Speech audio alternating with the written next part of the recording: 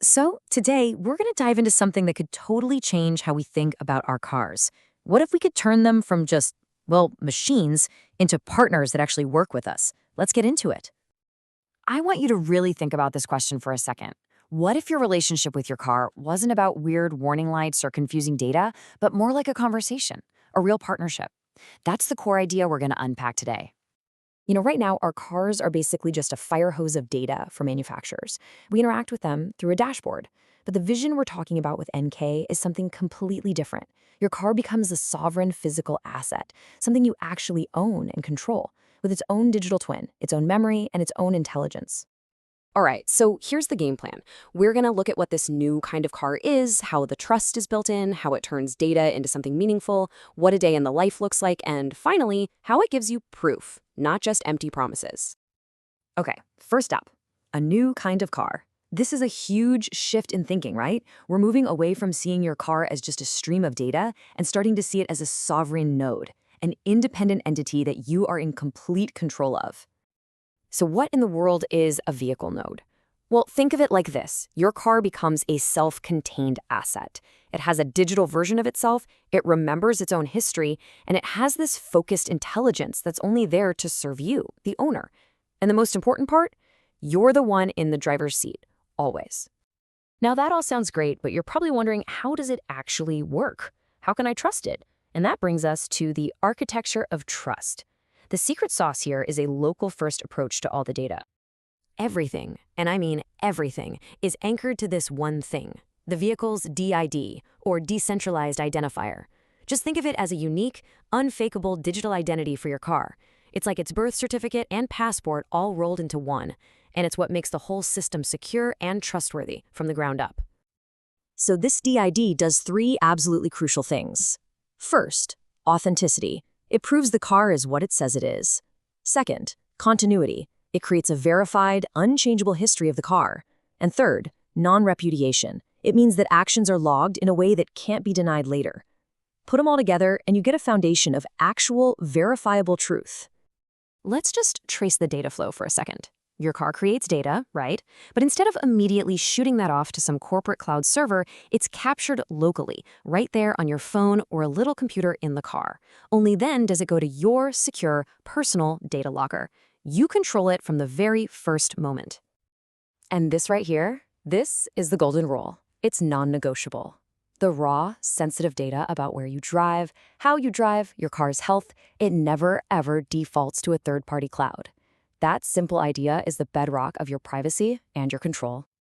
Okay, so we've got all this secure data locked down locally, that's great. But a spreadsheet full of numbers isn't very useful, is it? So that brings us to our next part, turning that raw data into actual meaning. And for that, we need to meet Max, your car's intelligent interpreter. This is where the magic happens. Max takes all that complex technical jargon from the sensors and translates it into what we call vehicle state objects. So instead of a dozen random numbers, you get a simple, understandable concept like an engine stress event or a braking pattern profile. This is how confusing data becomes real understanding. Now, it is so important to be clear about what Max doesn't do. Max is not an autopilot. It does not drive your car. It does not control your car. It will never, ever sell your data, and it's not designed to spam you with annoying pop-ups. That is not its job. So what is its job? Well, Max is a translator. It's there to explain the car to you. It's human. It spots patterns over weeks and months, and it translates the machine's behavior into plain English. And maybe the coolest part? It doesn't just tell you what is happening, it helps you understand why. All right, enough theory, let's make this real.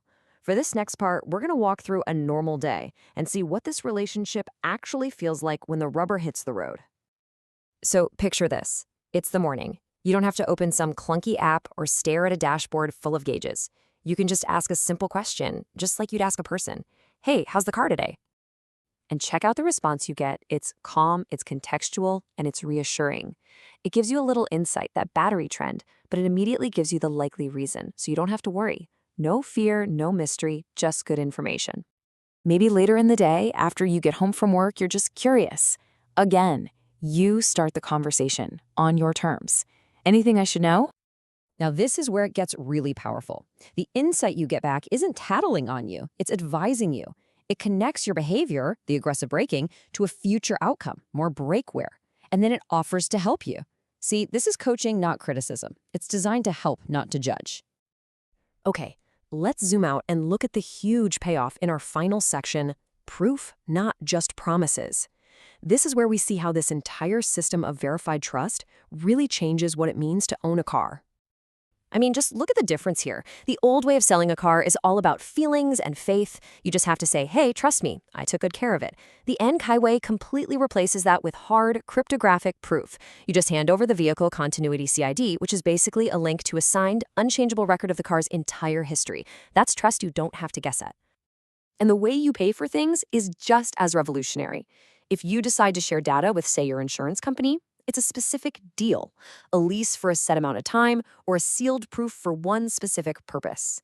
What it is never is a subscription to get information from the car you already bought and paid for.